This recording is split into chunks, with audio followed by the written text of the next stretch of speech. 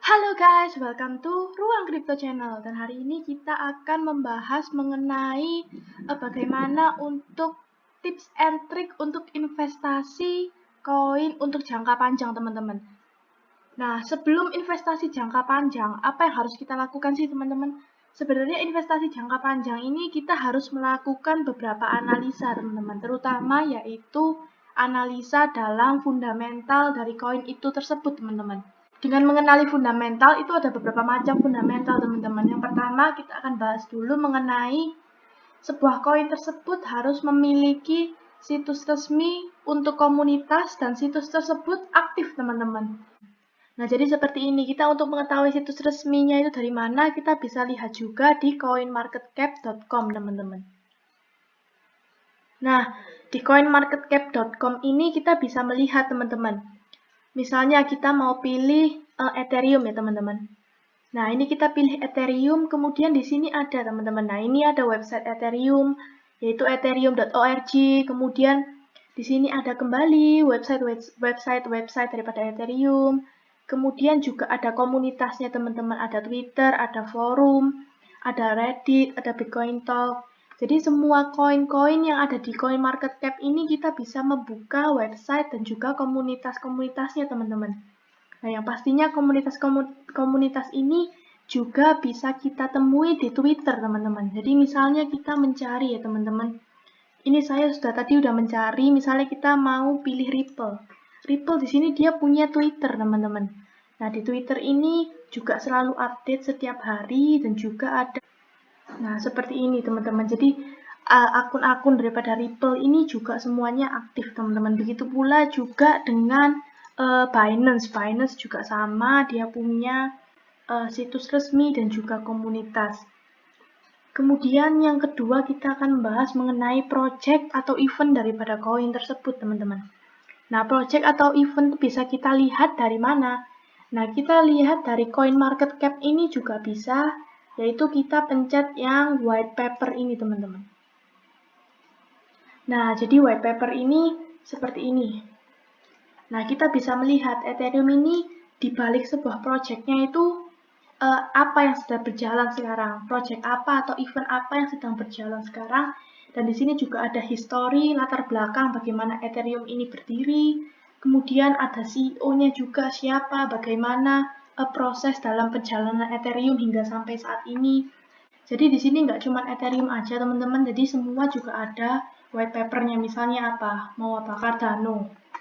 Nah, di sini juga ada white papernya. Jadi kita bisa cek di sini juga, teman-teman. Nah, selain itu juga kita bisa cek di CoinMarketCal, teman-teman, yaitu coin market atau cryptocurrency calendar, di mana kita bisa melihat project atau event-event daripada koin yang sedang berlangsung maupun yang sudah berlangsung, teman-teman. Jadi seperti ini ada event-event dari koin-koin yang ingin berlangsung dekat-dekat ini mau berlangsung juga. Ini yang sedang berlangsung ya, teman-teman, 28 Mei hari ini. Dan jika kita ingin mencari koin yang sedang berlangsung ke depannya, kita bisa cari di sini, teman-teman. Upcoming event, kemudian koinnya bisa kita search. Misalnya apa? BNB.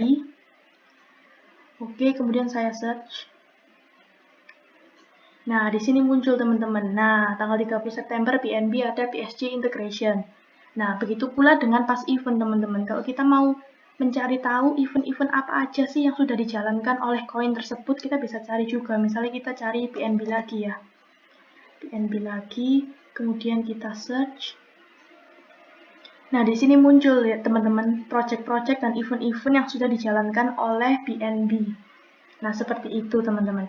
Nah, kemudian kita harus mengenali yang ketiga, yaitu peringkat koin dan juga market capitalization, teman-teman. Nah, kita juga bisa lihatnya di CoinMarketCap. Nah, di sini kita bisa melihat bahwa di sini ada urutan, teman-teman. Semakin koin tersebut berada di urutan atas, itu semakin layak koin tersebut untuk diinvestasikan, teman-teman. Seperti ini, Bitcoin adalah peringkat 1 dengan market cap terbesar, teman-teman. Mencapai 666 miliar dolar, teman-teman. Dan diikuti dengan Ethereum, Tether, Binance, dan juga sebagainya, teman-teman.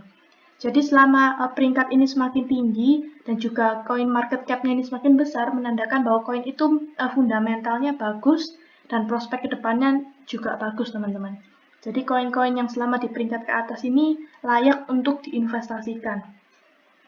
Dan kemudian yang keempat, kita harus mengenali pendiri atau founder, teman-teman. Jadi bisa kita cek ya, teman-teman. Misalnya saya pilih BNB. Kemudian saya buka white papernya. Nah, di sini ada bagaimana latar belakang daripada founder atau CEO dari BNB ini, teman-teman, yaitu CZ ya. Nah, di sini ada data-datanya seperti ini. Jadi ini ada CEO-nya, kemudian ada CTO-nya, dan sebagainya. Jadi kita bisa mencari latar belakang daripada pendiri CEO ini. Dan bisa kita lihat juga kalau melalui Twitter kita CZ. Nah, di sini CEO BNB ini selalu aktif, teman-teman, untuk memberitakan berita mengenai Binance atau BNB. Dan juga dia juga selalu memberikan pengaruh yang positif bagi para trader maupun investor kripto ya, teman-teman. Dan dia juga selama ini juga selalu mensemangati. Di saat Bitcoin down juga dia yang selalu aktif, teman-teman. Jadi seperti ini dia juga mengenalkan kepada kita bahwa BNB ada liquid swap, ada P2P, kemudian ada event-event yang sedang berjalan seperti ini yang nantinya sebentar lagi akan berjalan, NFT collection dan sebagainya, teman-teman. Dan juga yang terakhir kita akan bahas apakah koin tersebut memiliki banyak pesaing. Apakah koin tersebut memungkinkan untuk kita investasikan masa depan? Apakah koin tersebut nanti ke depannya bisa naik dan bisa menguntungkan kita? Nah, kita harus cari tahu, teman-teman, caranya gimana.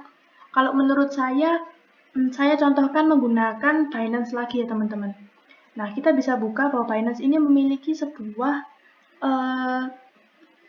aplikasi yang sangat canggih, teman-teman, yang selalu berkembang. Dan di sini juga banyak mode-mode atau fitur-fitur, teman-teman, dalam melakukan trading di market, teman-teman. Jadi menurut saya Binance ini yang pastinya untuk masa depan akan pastinya lebih berkembang mengikuti teknologi yang berlangsung saat ini. Dan juga jika misalnya kita search ya, teman-teman. Kita search pesaing BNB. Nah, semua akan keluar bahwa BNB ini saat ini menjadi pesaing daripada Bitcoin dan juga Ethereum. Mengapa? Karena pada saat kemarin yang Bitcoin mengalami naik gila-gilaan itu, teman-teman, yang sampai mencapai titik all-time high-nya, dia juga langsung naik peringkatnya di dalam coin market cap menjadi peringkat 4, teman-teman, yang menandakan bahwa bisa saja menjadi next Ethereum, teman-teman. Mungkin kita nggak tahu 1 tahun 2 tahun lagi, tapi BNB ini pasti bisa berpotensi untuk mengejar atau berpotensi untuk memiliki harga seperti Ethereum, teman-teman, atau bahkan bisa menjadi harga seperti Bitcoin. Nah, mungkin kita nggak tahu kapan, tapi yang pasti kita bisa tahu bahwa BNB ini semakin hari peminatnya juga semakin banyak, dan juga project-project kedepannya juga bagus-bagus yang membuat saat ini juga para holders itu juga menantikan sebagian besar daripada event dari Binance ini. Jadi seperti itu dalam mengenali fundamental, teman-teman.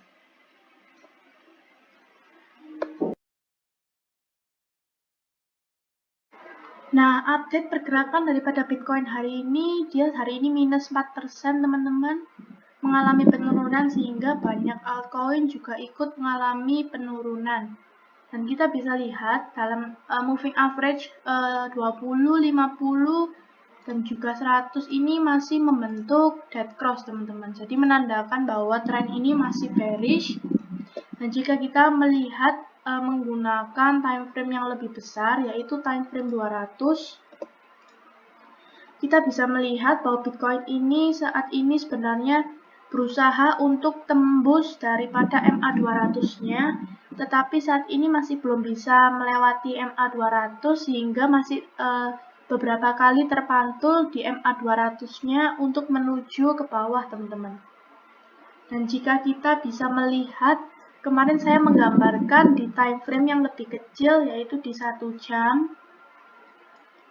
Nah, kita bisa melihat, kemarin saya menggambarkan bahwa Bitcoin ini seharusnya berpotensi untuk retest di area resistennya di sekitar 43-45.000, teman-teman.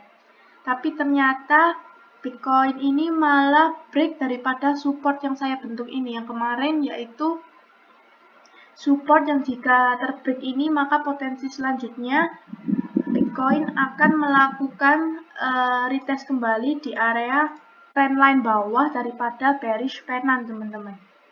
Jadi kemungkinan selanjutnya yang terjadi yaitu Bitcoin akan menyentuh kembali ke area sekitar 33.000 hingga 33.500, teman-teman.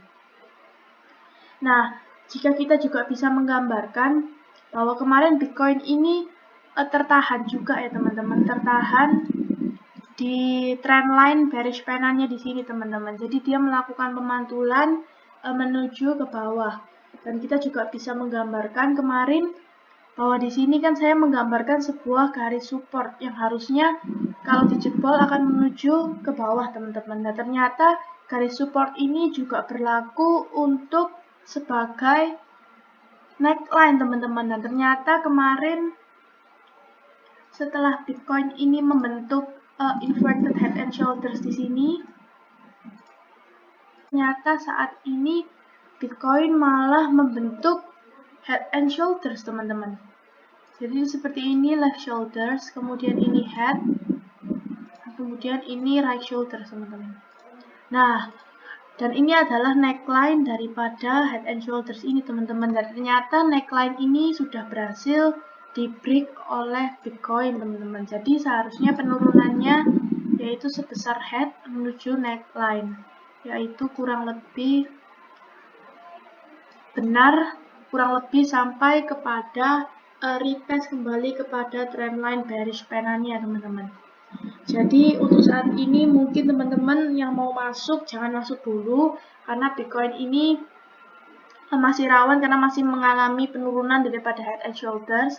Tapi kalau misalnya teman-teman yang main di futures mungkin bisa melakukan short juga ya teman-teman. Tapi harus selalu dilihat tentang grafik atau chart daripada Bitcoin ini teman-teman. Dan kemudian juga kita bisa lihat